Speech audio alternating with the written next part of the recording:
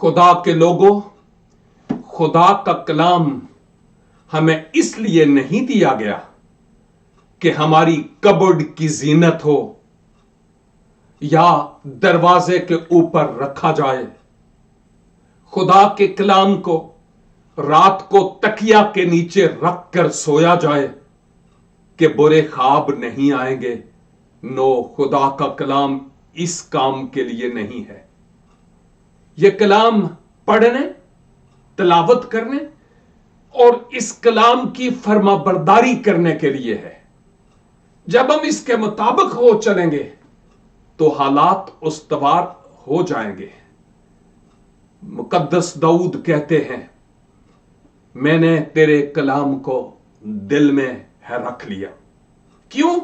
تاکہ تیرے خلاف گناہ نہ کروں۔ آئے ہم باز آ جائیں خدا کے کلام کو صرف تعویذ کے طور پر استعمال کرنے سے، کیونکہ اس سے خدا کے کلام کی عزت نہیں ہے، دل میں رکھنے سے عزت ہے۔ God bless you.